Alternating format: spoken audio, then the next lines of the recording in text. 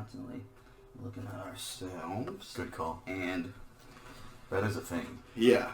Like, I've noticed that, and someone pointed it out. It's like when you're on a Zoom call, you're just like looking at your own image, like making sure you look good in the camera. That's why I usually close that shit, so we're not, we're engaged. Speaking of engaged, we're here today. Yes. With On Quarantine Conversation episode 6. We made it, guys. We made it 6 episodes. If we can make it triple digits, then that's what we do. I don't have anything to say after that. Well, you'll just be out of things to say. Then I'll fucking just start, a music podcast where I just review 10-year-old albums. Okay. I haven't thought about that. I would subscribe. Yeah, just like what do I think about In Rainbows? That's what the people want to hear. No, we're here today, episode 6, with 2 firsts. My first white guest. Hello. First Caucasian guest, and the first guest to bring me booze. I tried to set us up with some nice Bacardi rum, which I was nervous about because I don't want to. I respect you and I like you. I don't want to give you Bacardi. That's all I. Actually, Bacardi is my is on my no-no list when it comes to libations. Yeah, I've never seen an individual ignore the Bacardi as hard as you did. It wasn't like a dismissive, disrespectful way. It was kind of like, hey man, I got this, and you're like, and you immediately go to your bag, and bust out the red label. So sometimes 13-year-olds get into the liquor cabinet and make themselves a freezer pizza, and then sometimes they wake up later in the middle of the night on a school night puking their guts out. Right, word. So this is Destiny. Hello. So that's all. Clap it up. Yeah, clap it up. You can find me on the internet at on Twitter, which is at Samuel Fish. And on Instagram at Speak2Fish, and on Facebook, but only if you know me.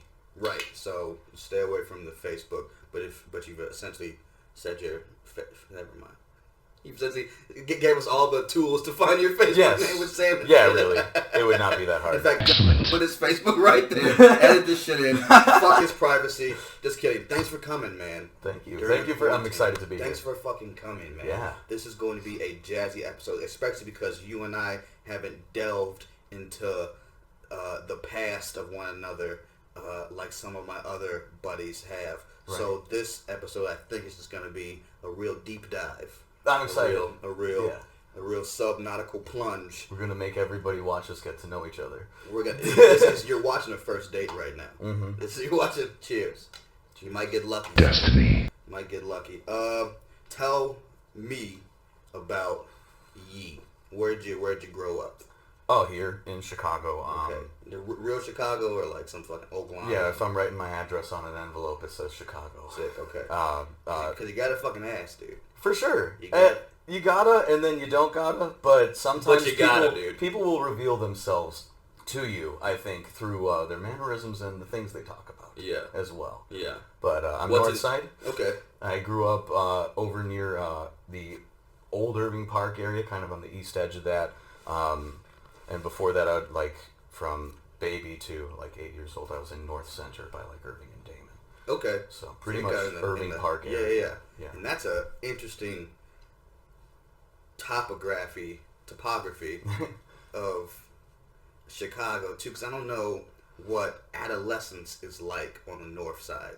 You know, I can't imagine being 13 and then being like, okay, so there's colleges and there's adults and there's yuppies, but there's also this very bizarre perimeter of nefarious, felonious activity around. Because I grew up around and in. That's what I'm saying. I grew up, on the south side, which also has its perimeter of nefarious, felonious shit. But it also just seemed very not as accessible for whatever reason to me. Gotcha. Yeah. So what was it like growing up on the north side as a young man? I mean, I will take as many chances as I can to give love to my parents because they're, they to put it simply, they did their research. The area where I was a baby to 8 was up and coming, but we were renting, and they wanted to get a place that they owned together, and that's when we moved over to the Irving and Pulaski area. And there's a small park there called Independence Park. It's actually a historical landmark, one of the oldest parks in the city. And at one point, we were the edge of the city. There wasn't much going past. Like, if you see pictures in, like, the early to mid-1900s, like, development was just really getting on in earnest. Or actually, no. That would be more like late 1800s. I'm sorry. Yeah, that's when you weren't born. Correct. Correct me if I'm wrong. No, I'm not. I don't know very much about you. You're not a vampire? Is what it is? Okay. No. You're not immortal? I wish. Although, if I were to get turned, it would have had to be when I was a bike messenger when I was younger. I was skinny. Yeah. I was ripped. And that's when Count Dracula been like, I want him as a vassal. Yes. Now we're too old and too fat. No vampire wants us. Oh, that's okay. You know, people go, if a vampire walked in this room, they saw us, man, wrong mouth. I mean, I couldn't even run if they, chased me. No, we'd be fucked. Like, they feed on us. They wouldn't. They wouldn't turn us? No.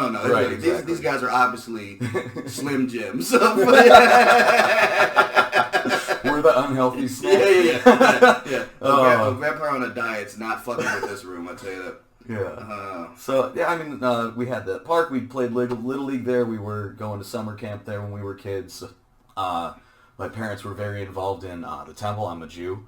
So I got bar mitzvahed and everything. We went to Sleepaway Jew Camp in Wisconsin. Sleepaway Jew Camp. Yeah, we said prayers before every meal, and you know we had Sabbath services on Friday and Saturdays, and everything was kosher. Yeah. Yeah. Was that a real bummer when you're trying to go horseback riding or fishing? You gotta go. Like, you know. Well, I mean, read the Torah, I guess. I don't know, what is it? Yeah. I mean, you read the Torah at the Sabbath. And you guys get like a cool reading stick too, right? Yeah, the end is usually shaped like a little pointer finger. Yeah. Now, you ever watching Jewish porno? That you ever use that finger for some other stuff? No. The finger's very tiny. It wouldn't do much impact. For clitoral stimulation. Or very tight jammy thing. It's not soft or anything. The reason you use that pointer stick though is because the ink on most of these scrolls, like most of them get donated around from different temples. Like my temple had one that had survived the Holocaust, and you're especially not allowed to touch those. But even the newer ones, they use a special ink that can be smudged by human finger oils. Damn. So they and plus it's the word of God. You're not supposed to touch it because it's holy. Yeah. Damn. I'm not that super into it, as you can see from the jazz fingers. But. Yeah. but it is a cool. Would you ever, as a rebellious, were you rebellious? And did you ever go? I mean, I don't want to try and affix that label to myself because I really don't feel I've earned it. Like, if getting a tattoo at 18 when you're not supposed to as a Jewish person is rebellious, then okay. To a certain degree, yeah. But, I mean, I didn't do it in defiance of them so much as, like, it was something that I had desired and wanted for myself for, a lot of my life. And I got something that was really important to me, like, right over my heart. So I thought that kind of would have been enough to sway the people, even the most traditional, Jewish law-abiding people being like, yeah, okay, I can see that. But, of course, the answer I got every time was, you can't get buried in a Jewish cemetery with that now. Mm-hmm. And who was that from? Who did you get that from? Most of the elders at the temple. Yeah. And since my parents are involved, like my dad's on the House and Grounds Board. He's a contractor, so he does lots of maintenance work for them that they can't handle. Yeah. But yeah, I mean, like I said, my parents are super involved in all of that stuff, and like that community, more than anybody, I expected support from. And that was really stupid. You expected support from the temple about your at the temple about your tattoo. Like the elders in my life for my entire life, and like a lot of them, even the ones I didn't know personally, they'd come up to you and go like, it's so great to watch you grow into a man. We're so proud of you. You're carrying on the tradition and shit. And that felt really good. And then for those same people to turn around because I didn't follow the rules in a, 1,800-year-old book. Yeah. 800. Yeah. Sorry, 800, not 18. That's the thing about doctrine. That's the thing about belief, Yeah. It's dogmatic. It's right. And when you have that dogmatic reverence for these tomes, your support and your faith in humanity, other people, is super wavering. And it's conditional. It's 100% conditional. Yeah. Oh, yeah. Religious love often is conditional. I love you until you say you're gay. I love you until you get a tattoo.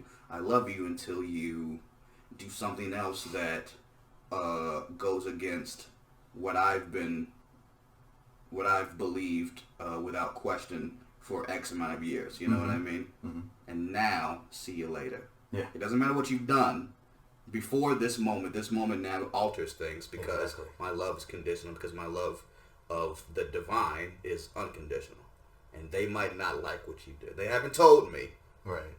But they might. Yeah, they never sent like the 2000 update patch. Yeah, and you know shit's got to get nerfed in the you know shit's got to get nerfed in. I mean, to keep the faith alive, yeah. Yeah. I mean, like I was part of the Reform sect of Judaism. There's a few main sects, but the ones that most people know about, like at the top, you've got the Hasids. Yeah. And they're the ones with the curlies and the beards. Yeah. They always wear, like, you might notice, like, some braided cloth hanging out from underneath their shirts. And that's a thing that they wear all day, every day. And there's 613 knots in it for each of these 613, like, the full list of religious commandments. Yeah. Dude, we only got the first 10. Imagine being that sure you're finna go to heaven. Right? Imagine being that when I die, I'm good, dude. You know what I mean? That's one of my fears. One of my fears is not necessarily mortality, but just what happens after. You know what I mean? Because that's what's really keeping me up. Because I hope to God I live a long time. But when I'm like 93 and I'm going, any day now, you know? Yeah. Once any day now, dude, I'm finna dip my toe in the great unknown. And suppose that unknown fucking sucks. What if it's nothing? I know, but even that's sort of fucking a bummer, though, a little bit. I don't know. No? No, I mean, Judaism doesn't really have a concept of heaven and hell unless you get really deep into, like, the interpretive texts. Yeah. Which I've delved a little bit, and there's a few different ideas of what, like, you know, you've heard the cliche one that's like, you know, hell is a bunch of people with giant-ass, like, really long utensils and a single bowl of food, but they can't reach their mouths with the utensil.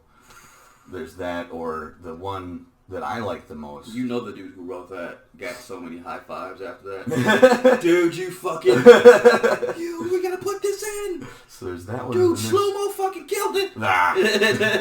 Shlomo is an old Jewish name.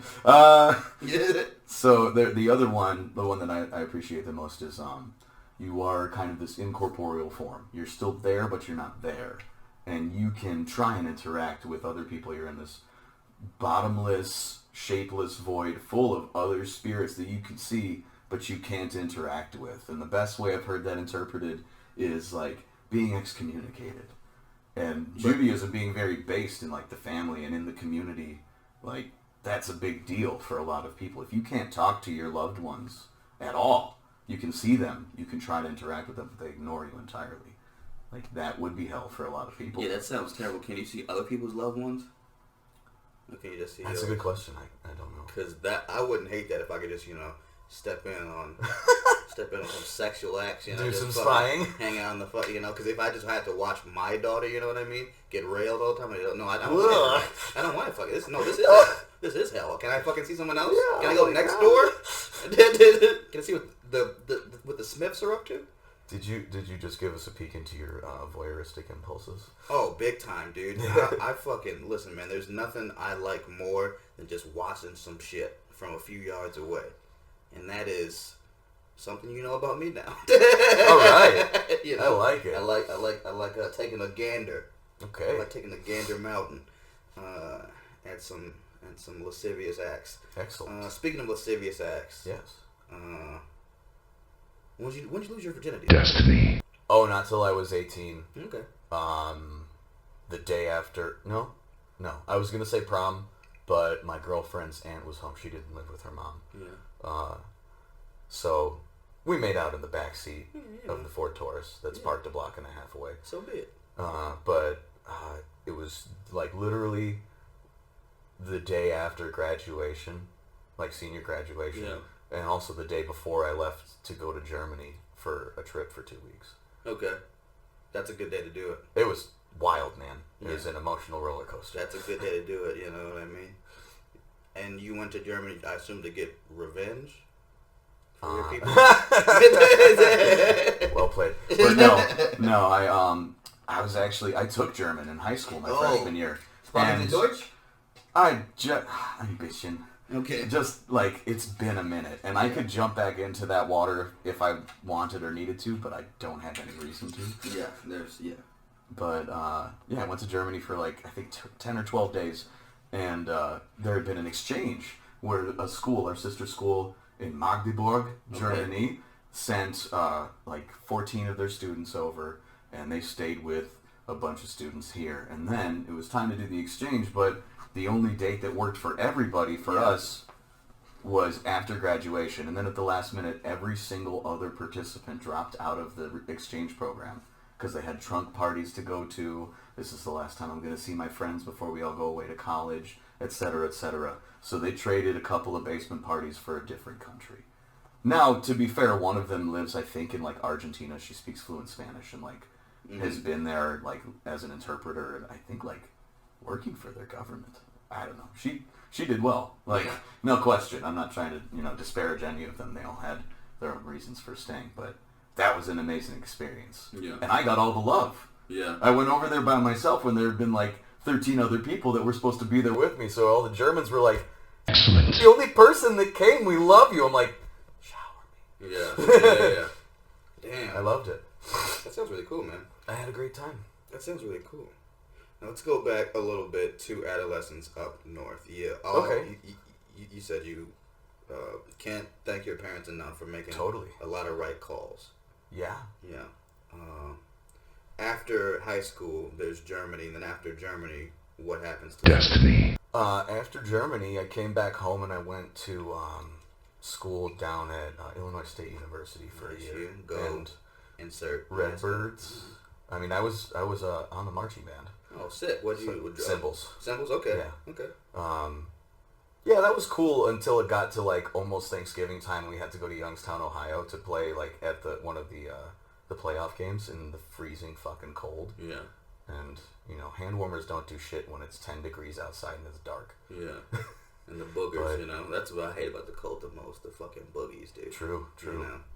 So I went there for a year, and I was like on academic probation after my first semester because, well, I found out that after I got there, they were like, you have to declare your major after your sophomore year if you're trying to go for graphic design, because you have to go through all of the art prerequisites as well as all of your gen eds. And art prereqs are harder than people give them credit for.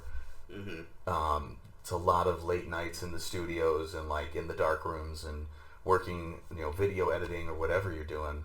It's a lot, and I also just didn't give a shit about my gen eds. I thought I'd be able to skate by with good grades in my core classes for my major, but that, of course, isn't true, because it's weighted, and your gen eds mean a lot to the school. Mm-hmm. So you're damn right they do. So, fucked up first semester. Second semester, did great in all of my art classes again, but, like, not great in my gen eds. Yeah.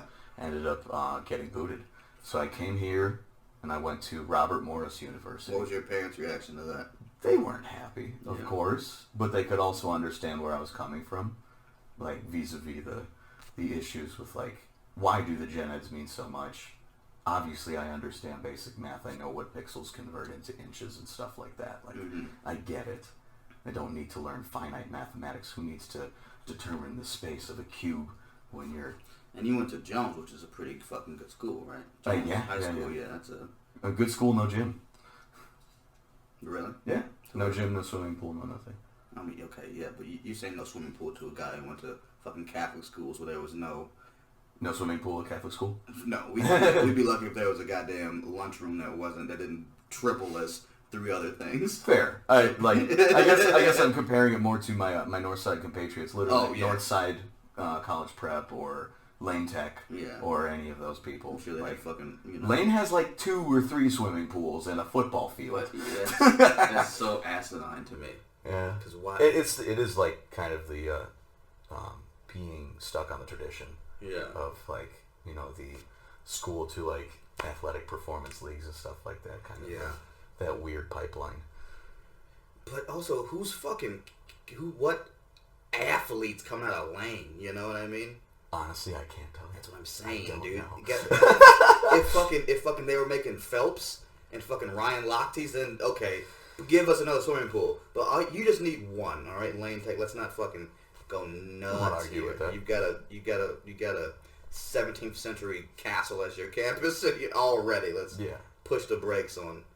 I had an excellent education. It's where I got into graphic design. Was Yeah. at Jones. I had a teacher who started the graphic design program at Jones. Yeah. And I was in the first year. I got to learn how to use Photoshop and Illustrator and shit like that. And in design, and I was in the yearbook committee senior year as well. So I got to flex my design muscle there a little bit, and also get knocked down a few pegs by people who didn't have any classically obsessed interest in graphic design, but still blew me out of the water on page designs. Yeah. That was kind of weird, but I like it now. How does one make it big do graphic designing? Like when does that? If I knew, I'd be big. Yeah. I could tell you what the when does that 6-figure contract come in? Who do you got to be designing for? You never really know, especially in this day of people going viral, and it is sometimes that unspeakable, the je ne sais quoi. I don't know what it is about this thing, or this time period that it was released, or the people that received it first. But it works. But exactly, Yeah. It's just sometimes I don't have the formula. I have no idea. Yeah. If I knew, I'd be viral. Yeah. But I don't know. The greats talk about, you have to learn the rules and then break them. That's interesting. You have generally the sentiment is you have to go counterculture to influence the culture. I'm sure. People like Stefan Sagmeister, I think that's his name. He was on an album cover for, was it Jay Retard? R.I.P. R.I.P. Still pissed off at Riot Fest. We can get into that later. Was Jay Retard scheduled for Riot Fest? They had a drink called the Jay Retard. Guy dies of alcoholism, but they named a drink featuring larceny bourbon after him. Oh, that's in poor taste. That's in poor taste. You could say.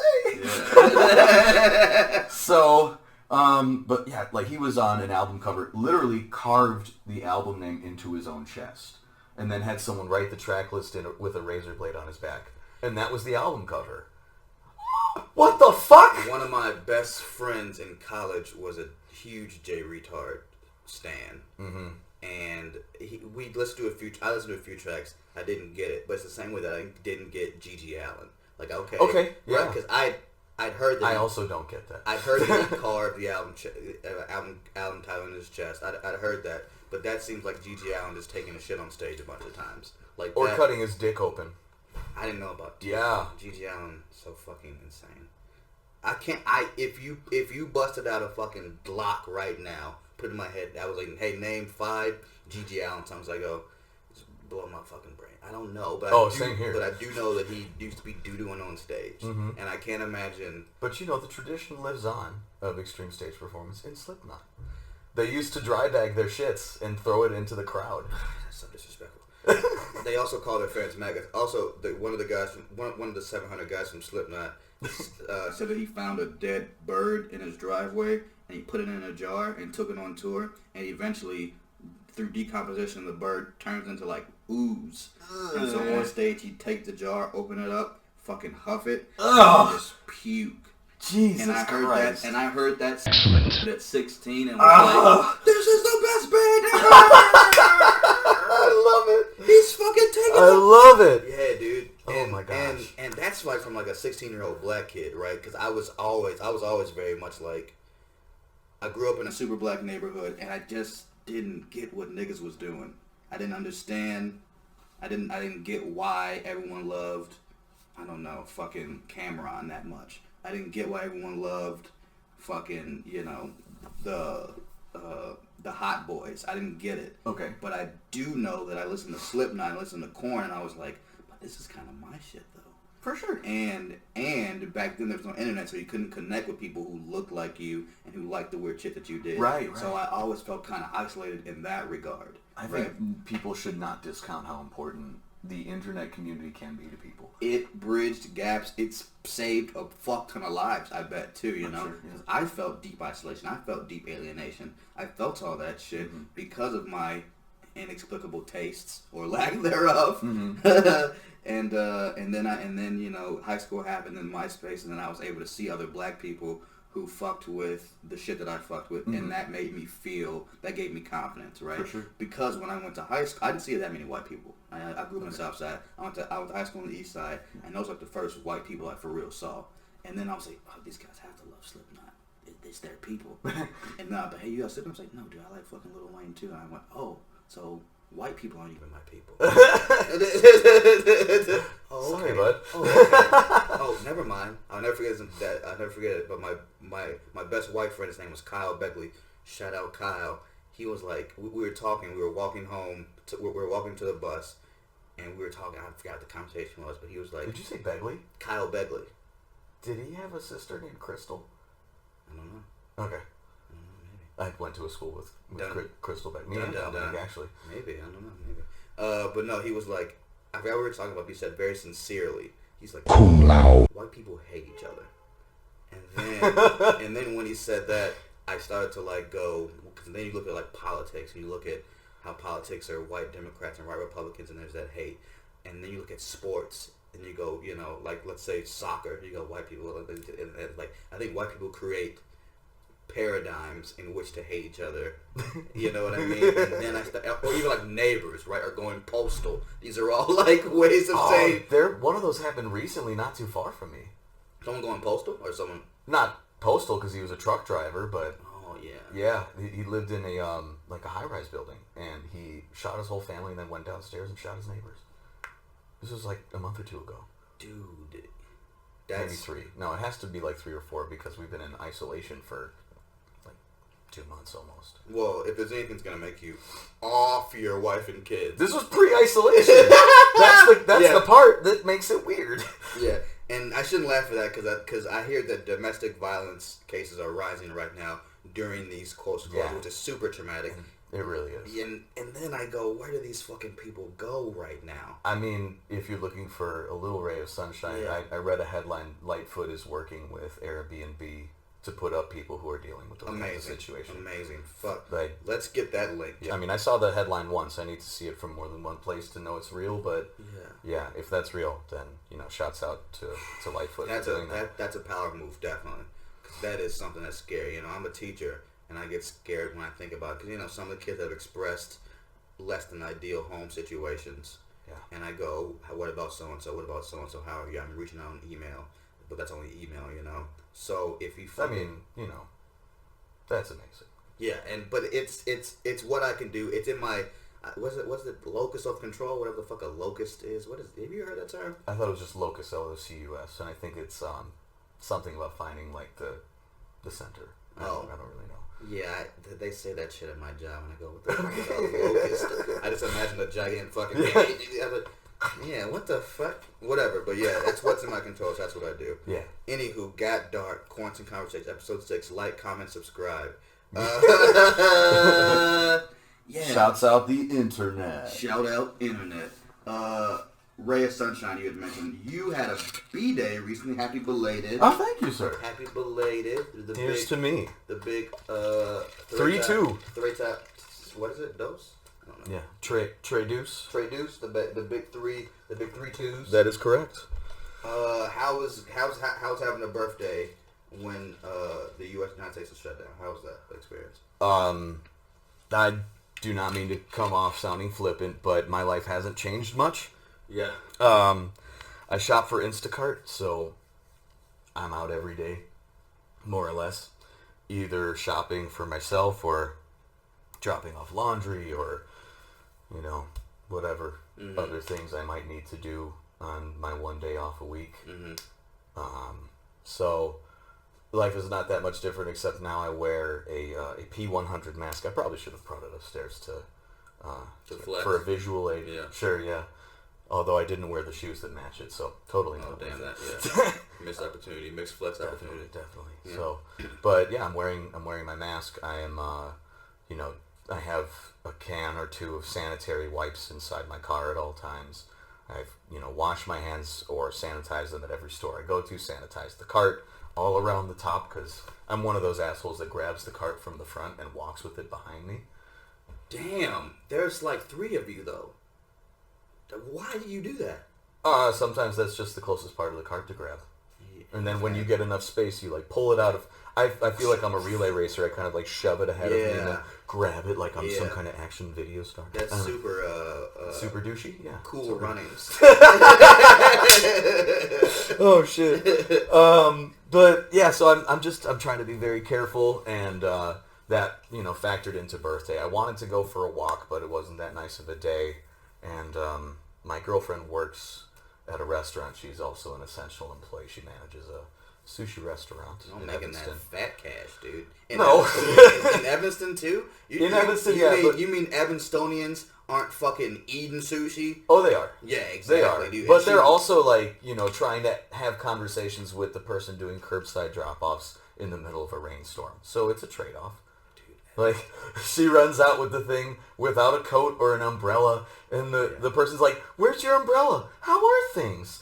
And she's just like, "They're fine, great, bye." Evanston does not have the highest IQ there is out there. Huh? Social IQ, let's say. Social, you're right. I bet they're intelligent people, but they are very much like... Oh, I'm the idiots. It's if you copy and paste it Kentucky, and then you move the Kentucky file like to Illinois. That's Evanston, dude. It's so Kentucky, dude. You know? You ever been to Kentucky? I don't. No, dude, I don't. Kentucky is low social IQ, man. Them boys up there, them good old boys, dude. Whatevs. What I'm saying is it lack of social IQ, or is it an overabundance of confidence? Because I actually knew a guy from South Carolina, who, to the death, would argue the validity of the Confederate, like the Stars and Bars, because to him it didn't mean the push for continuance of slavery or starting a war over it. States' rights or something goofy. Right, but to him it wasn't even that. He's like, I'm not part of all that. To me, the Dixie flag is love and acceptance. I'm friends with Native Americans. I'm friends with black people and all this stuff. And I appreciate... And, like, to be fair, this guy would go and drink on the res with his buddies. And, Which is tight. Yes. But also, how does that flag represent what your ideology? It is for him a very personal definition of the meaning of that flag. The problem is your personal definition does not override the majority definition and the actual historical definition of it. And that was what I tried to say. I was like, I'm not trying to tell you it doesn't mean anything to anyone or that it shouldn't, because I understand where you're coming from. Right. But, it's bad. I got into a real drunken, bizarre debate about the machete cut with my server at a... I was on a date, and this was such a fun night. This levels it up. And this made me fuck with this girl so hard. All right. Because we were effed up, and this was like our 3rd stop, too. So we're hitting it, and we'd already basically fucked in a movie theater. So we're going nuts. And then we stop for food and be twixt our insane night. And then I get into a spiteful conversation about the machete cut. The machete cut of Star Wars, for people who don't know, is when you splice them together in sequential order, right? But also with some things omitted and other things added in. Like, I think he even said, like, you have to watch Clone Wars, the animated series. TV, right. To understand what happens in episode 3 or something like that. And whatever it was, that night I was with the smoke, dude. Because I don't know how it came. Because I have a Darth Vader credit card. Nice. And then he said, "Have you seen the machete cut?" And I was, and then something triggered in me. It was like, it just made something triggered. Snapped in my mind. I don't like his voice. I don't like how he assumed. I don't know what the machete cut is. I know more than the average, but less than the diehard about Star Wars. Mm-hmm. Let's see if I can pull his card. Okay. And I ended up pulling his card because I think that if it was you, you would have trumped me. You know what I mean? Okay. But right, because you like read the novel and it's like you fucking I had a very deep love for it. That's what I'm saying. Yeah. But I was like, there's something about... My love was never spiteful. I never ever wanted to argue what's the best. And that's also what it is. I can tell that his voice was spiteful. Right. That meant that he thought that he knew... Because there's the classic Yoda thing.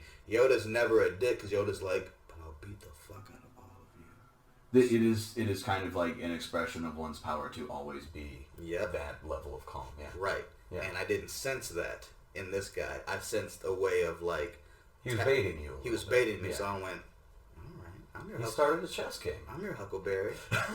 And then I smoked his ass, and then my Give me some. date dug it, dude. And then my date dug it. Shut up. Did anybody else catch that Tombstone reference? No, Wyatt Earp, dude. I have yet to begun to defile myself. When he said I that have shit, 2 guns, one for each of you. yeah, dude.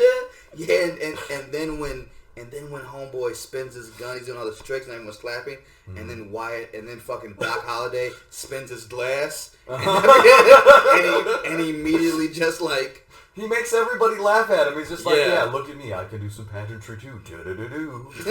And I'm dying. And I'm dying and drunk as fuck, Yeah. and probably off the heroin. Yeah, definitely. You know he stopped in an opium den with Dior, dude. Oh, he did. You know he fucking had a bowl or two of that sweet, sweet ope. Yes, sir. Yes, sir. Dude, shout out Doc Holliday, right? Mhm, Doc absolutely. Holliday. And shout out Val Kilmer. Shout out Val Kilmer. Skinny Val Kilmer, chunky Val Kilmer, all of the Val Hey, Kilmer. we don't body shame Val Kilmer. No, we don't. We love all of the bodies. We love all the bodies of Val Kilmer. Yes. What a great... He was Batman. He was. We let him be Batman. And we're back. We are back. Okay, so your birthday happened. It did. You and your girlfriend had a spat. Tell us about that spat. Without getting too deep into the details, things just were not lining up between the two of us. Because I asked, We have different I asked levels of emotional not to comfort. pry. I asked because I want nothing more in the next 8 or 10 months than to find someone who I'm willing to die with. If that's not haunting, No, it's not at all. I mean, mortality is a part of existence, and this is a stupid example, but from the time that I was 8 until I was 20, I took martial arts, and part of the studying for your black belt test, which I hit at 16, was to read books by Japanese philosophers, which included reading the full edition of the Bushido Code, which is, for people unaware, that's the samurai code. And there's 7 major tenets of the Bushido Code. And one of them that has stuck with me to this day is to actualize your own death. To think about the many and myriad ways one could die as a warrior for the samurai. Obviously, I am a chunky white guy, not a samurai warrior, but the idea still applies. People have described it as removing fear from your life and things of that nature, but to me it really balances out to just knowing that any day could be your last. You could get hit by a bus while you're crossing the street. I have imagined it. You could get hit by a car while you're riding your bike. You could get hit by a piece of falling ice. Anything could kill us. Anything can We're kill very you. fragile individuals. So to imagine the many myriad ways you could die was a way for the samurai to remove the fear in the moment of a high-paced battle where literally your life was on the line. If a samurai was not fearful of their life being taken, they would take risks and protect themselves in ways that would get them the win because they already have that mindset, I'm already dead, in my own mind. So to present me with options that involve my death does not scare me. So you're super Hagakiri with a warrior. You're super Hagakiri. I'm not very Hagakiri. I'm very much like, where I'm at right now is I've had the next person I enter a relationship with, if they fuck me, then I'm fucked. Yeah, if that makes sense. I hear you. You know? Yeah. And I'm trying to drift away from that. And you've expressed shit off camera that makes me think that your relationship with your partner Destiny has set you up for, there's no Hagakiri. There's no if, there's when. And Yes. the when can be prolonged. Yes. Yes. And totally. now for me, and for maybe them, but for me, how do you prolong Hagakiri? How do you keep someone in your realm who you want to keep? I work to show dedication to our partnership in ways that are kind of tangential to it. We had a little bit of an issue earlier this year that we were able to move past through communication and discussion of what each of us needed from the relationship, kind of giving an expectation to each other, but also it involves your actions showing your intention as well. And I say that to mean like the the doorknob to our bathroom is busted. One of the ends of the doorknob fell off because it's a old ass building, and that's what happens. Like, you know, they try and use modern screws in a, you know, screw pathway that was threaded for a very specific kind of screw. That screw they put in doesn't stay. You gotta fix it. Her mirror was broken a couple days ago, not the glass itself, but like it fell out of the frame. So I put it back in the frame and nailed it down with my own hands. And gestures like that go a super long way for your partner, especially when that mirror happens to have been like a gift from like their grandmother, you know? And here's what I've been saying for a long time. I think that when you enter something, you try not to build exits. And I think that in my dating history, I've built exits. You can take this exit. I be drunk sometimes. You can take this exit. I'm not very communicative. You can take this exit. Sometimes I don't pay for dinner.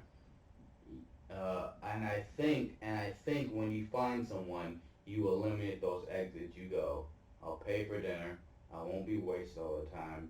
You give them, but they can still take that exit though. Well, It's all about, it's for me in a dark see, space. I don't think it's all about exits. I don't think that it's necessarily a show of valor necessarily. Like your example of like paying for dinner. I make less than my partner. Which is tight, dude. I mean, Which it's is just whatever. the deal. That's just what it is right now. I am not in a vocation right now that pays me as much as my girlfriend's vocation pays her. And I'm not saying that to say that she doesn't deserve it by any stretch. She absolutely does. She's been the head of her kitchens in multiple locations, which is why as a manager, she's able to empathize with the kitchen and empathize with the sushi chefs at her, She at her knows what the restaurant. fuck is up. She gets it because she's been there. And she also is able to hit that hard line and say, while I understand you, this is the baseline you need to be getting to. You need to be at this level for me. And that was super helpful to me in that she was able to express what she needed to me.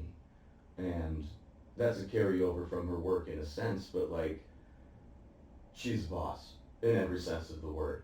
She tells me what happened, and I like not for a second do I say, oh, I would have done something different, because not only is she a person who understands human emotions, she knows that there's a limit, that affection comes to an end at a certain point, and if you have a worker who is a subservient person to you, that they need to step up to a certain level.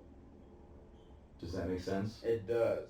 She is very It does. clear on what her necessities are in a relationship, is what I mean to say. And but now how do you keep that? How do you keep it is my question, I suppose. Through a long exhale.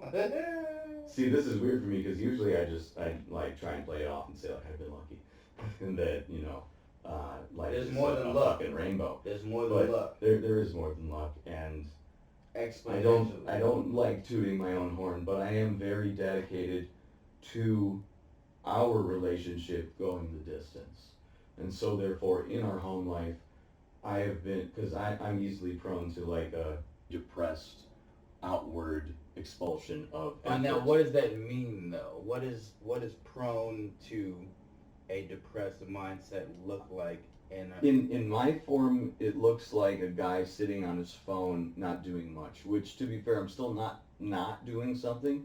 I am boosting my profile on social media for my own podcast, which I forgot to plug earlier. plug but that shit. Gig Pray Love. If you're a creator, any kind of creator, please contact me. Please do visit facebook.com/gigpraylove or email gigpraylove.podcast@gmail.com and tell me about you or artists that you are familiar with that you think need a little Attention. boost. And I would love to do it. I write about music for a small not-for-profit publication. These days, they're not These small. days. They're big in Chicago. We're pretty small. But you guys are also Goliaths where we're at. We are For me. yeah, we To me. through all of our different members, we're very connected to a bunch of different Connected, styles there of we go. music, different styles of art and expression, and I would so love to have new guests. My apologies. My very close friend Dominic McDay will be the first episode of season 2 of Gig Pray Love, and trying to keep that tradition alive. He was the first episode on Shout the out Dominic first season. McDade. Shout out Bodega. Shout out He's- Hurt he's- So Good. Shout Yeah, out White yeah. Owl. Shout out fucking Music Garage. They're amazing dudes, hardworking dudes, and due to Really love the music. love the music and due to want to see progress. Yes. That's what I'll Yes, say definitely. about Dom and White. Yeah. Dom I and White mean- Owl want to see progression. Yes. Absolutely. Both And of them that's- are guys who were very into the punk rock and the thrash metal and the heavy metal, as well as hip hop and house, and just trying to be as well expanded of a web as possible. And not trying necessarily, it's just what they gravitate to. And the dude that I know Dom as, Dom's the type of motherfucker who's like, if it's good, he'll rock to it. Dom knows, and that's what it is. Yes. If Dom respects it, and I respect his music taste, because he can assess why he doesn't like shit, and that's what Oh, he's beautiful. yeah, totally. And he will tell you. If he doesn't fuck with shit, he'll tell you, Mhm. but then he'll tell you in a way that's like, okay, well maybe I don't fuck with it either. You know what I Yeah, mean? yeah. Well, maybe Oh, I don't like it I either. mean, I super respect, Yeah. not just his opinion on music, but the road he took to get there. Yep. This guy, he used to live with me. He slept on my couch for a good while. We lived together. Yeah, right. That's right. Yeah. So, he is very, for sure, the homie, but at the same time, my love for him expands beyond that into his musical journey, because this is a guy who did the guitar exercises that the people who are considered the greats put out there. Oh no, he's also an amazing guitarist. Guitarist, This is producer. also his blanket, this Jackass blanket. Is it really? that he'll This is never the one get he was back. talking about? That you have to come Dom, over I'm and get. sorry, I'm not taking it for you. Dom, do an episode and then maybe you get it Hey, there you back. But go. also you maybe not. You could take this home. This could be yours. Dom, come Mr. through McKay. come through and do an episode, and then maybe we'll see. That's a different story. But no, okay. So you and your girlfriend, you've been with her for how many years? This August will make 3 years. Yes. That's a long time, dude. Motherfuckers don't make that. You feel me? It's not my longest time, but it is my best and favorite time. I am in a situation now where I was in a similar situation before we got together. I lived in Colorado for 2 years, from 2015 to 2017, and Lisette and I stayed in contact during that time because we were connected through the music scene and the band that I played with when I lived in Chicago. I even got flown out for a few shows. My band wanted and needed me back there enough that they were willing and able to give that kind of funding, which I'm indebted to forever, because it's a band that I helped start that I ran away from as though I didn't care about the members or Yeah. about their mission or about the music that they write, and I do care about them, and I treated them poorly, and I'm just lucky that they wanted me back, and I so appreciate it. That's Run and Punch, by the way, at Run and Punch on Twitter, if you like horny rock music. I mean, that's essentially what we write. You could put our shit up at the end. if you want to. Running Punch. There's a video called Dearly Departed that's dedicated to my late friend Eric Petratus. Shout out you for having 3 years of a relationship that Oh yeah, could have been boo boo. it could have been, but she's been through some tough things in her life. Not to go into too many details, but she's in a life that has been touched by the gang lifestyle, specifically in Humboldt Park in Chicago. If any of you know, then you fucking know, okay? And yeah, you can turn your nose up at me as a white guy trying to talk about that, but I also lived in Humboldt Park for 3 or 4 years, and I gotta say, never had a problem, me personally. I was always treated as a regular human by the regular ass humans that lived in that neighborhood. And that's the real, is that people in Humboldt Park, by and large, are just families trying to live in their homes. And there's, like, to me, there's no reason that they keep getting hit up like that, the way that they do, the way the police are treating them. Yeah. No, it's not cool. All of my neighbors, no matter what racial, creed, ethnic upbringing, whatever, everybody treated me with respect, and I did the same to them. The only time that I ever had an issue was when my black homies were around. Speaking of the band, my bass player, who I've known since I was 14, so now 18 years. 18 years I've known this guy, and 18 years he's been completely out of the gang lifestyle. Never ever touched it.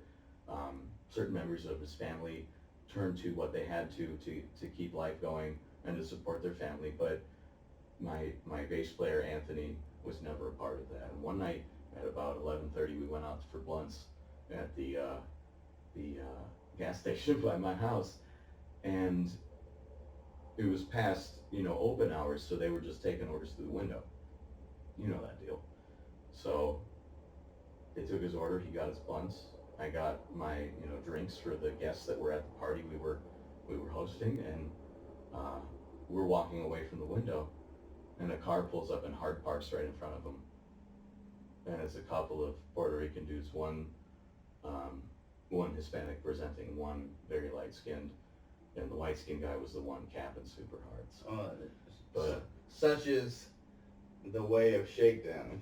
So these guys just kind of tried. They really tried it for like a good 45 seconds, not realizing that a black belt with several ways in his brain to kill people was standing about 10 feet away, just watching and waiting.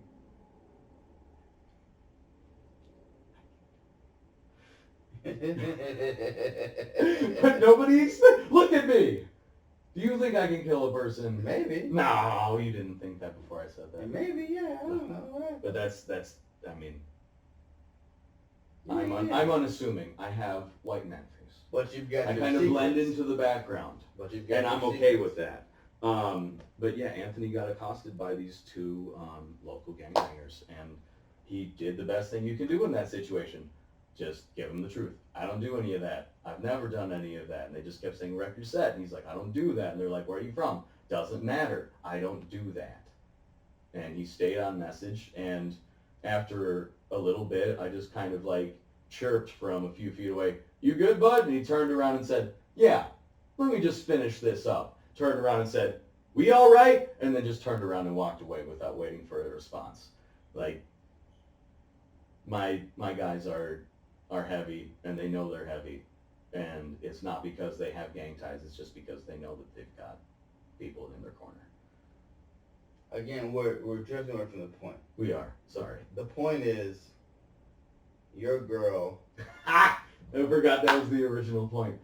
Your girl. My girl is the has shit. gang ties, Yes. but you don't, I do not. and that's dope. I'm trying. I grew to up with people who did, though, and Give me okay. So, whatever. Give me 2 points of advice in dating. 2 points, like Just two- lessons. Just 2 lessons of that I can traverse to dating. Like. Dude, let me give a little disclaimer. I do not purport myself No to disclaimer. be No. an expert on relationships. I just do what I do. And I care a lot about my partner, so I do what I can for her. You can cut that out if it lends more credence to his view. viewpoint here if you want to. Two solid dating advice tips, because you've been in it for 4 years. 3, but That's 3 still and amazing. then it's not just up to me. I want to put that out there too. But the things that I do for my partner is I try to take away the minutia of the everyday as much as I can. And that looks like, Well, I work Instacart, and the rush starts at like 9 or 10 in the morning. So I get up at 8:30 or 9 usually and go out and work until 6 or 7. Whereas my girlfriend works at a restaurant where they don't even open for service now because of COVID till 4:30. So I'm gone the whole day. I don't get to see my partner until the very end of the day. But I pour my my love and my dedication to her into a wash the dishes before she comes home. I am a cluttery person, so I pick up the shoes that I left there the night before, my shirt or my socks. Sometimes we fall asleep on the futon watching TV together, so I like refold the blanket, or I try and do the things that will make her everyday minutia a minimum, so that when she wakes up, she doesn't have to worry about cleaning up after me, which will create agitation and frustration, understandably. And I just try and make life, everyday life, easier for my partner. That's one. And 2 is I always try and take her out of her emotional comfort zone a little bit. Like, often, because she is often on guard, she'll just catch me looking at her and smiling and giggling like a little schoolgirl, because she's the fucking best.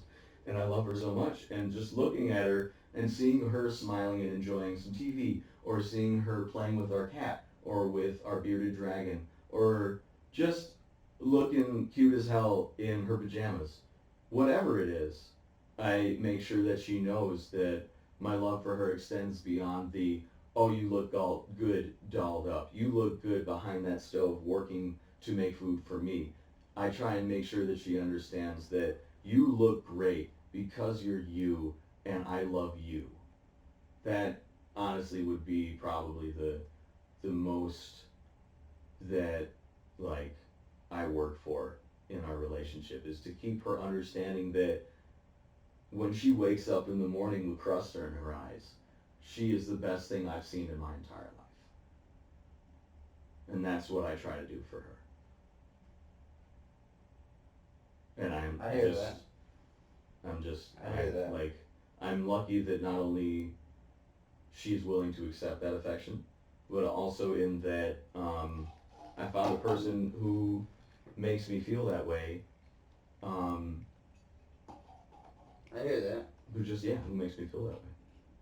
Through just being herself, because she is amazing. And that does relate to the whole gangland thing, but like, so also because of she's the Excellent. James set us up, Excellent. love you. Destiny. and that's what matters. And that's what matters to me. Thanks so much for tuning in. Thanks so much for being a part of this shit. Thank you for having me. This has been so much fun. This has been amazing. You've been amazing. I really so appreciate you having me here. One of my favorite guests, 100%. Oh, This is it. Thank you so much.